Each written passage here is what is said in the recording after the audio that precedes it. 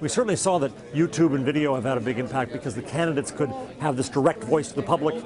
They could set the agenda themselves. They could put up a 30-minute video, and enough people would watch it that it would have an impact. So that's important. Certainly the organization that Obama has done and Facebook and his own site has been very important. Certainly the money is very important.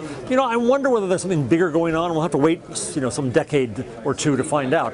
Where I think, I tend to be a triumphalist about this, but I think we maybe were seeing the beginning of a feeling of empowerment from the people.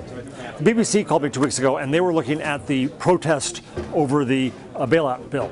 And they thought it'd be one blog or two blogs were doing this. They really couldn't find that string. What they found was that a whole bunch of people organized very quickly and called their congressman. And there's an ability to do that now. There's a feeling that we can do that now. We can organize ourselves. It's Clay Shirky's book, Here Comes Everybody. You can organize without organizations. And I think that's the bigger story of what's happening here, but it's too soon to know for sure. You know, Jeff, despite all the excitement about online video, it seems that the, I don't know, I'm not sure, do you think any of the mainstream media, this is sort of a loaded question, have sort of figured out how to do video effectively, or have any, or what's your take? I mean, there's a lot of video coming up and clips, and the way that Huffington Post grabs stuff and spreads around YouTube. But in terms of the what I would say conventional media, is there much going on in terms of effective web video? I think they're still trying to make a big mistake, and that's imitate old-time TV. Yeah. And they're trying to do stand-ups, and they're trying to do B-roll, and they're trying to do establishing shots, and they're doing all this stuff just because TV did it. There's no reason to. And I think we haven't gotten to the point yet where we're reinventing TV and video. Now, some folks online don't want to call themselves television. I say that they should, but they should look at it as the next generation of TV. And Michael Rosenblum does a great job of teaching video journalists, one-man bands with a small camera, do what you do. And they can tell great stories without the cliches of TV.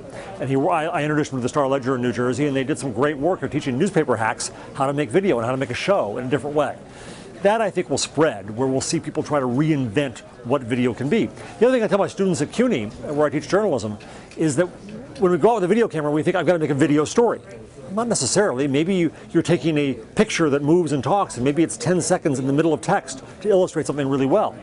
Our use of video is too hemmed in by the conventions and traditions and orthodoxy of TV. And I think when we start breaking that up, which happens in YouTube because people start doing video in new ways, because they're not from big media. And they see this new tool, and they get a flip camera, or they get a simple tool that allows them to edit online, and they can do video in wholly new ways. That will lead the way, and I think in 4 years from now we'll see utterly different video online. And last question about the whole live business. There's been a lot of talk. You've streamed live with your Nokia. Is it a gimmick, or is it for real? So far it's a gimmick, but so were blogs at the beginning. They were just a gimmick. So were all these tools just a gimmick. And I think right now what's really happening is that we're recognizing how to play with the tool. And when the next big, huge news story happens and witnesses are there able to share what they witness at the moment, that's when it starts to change news.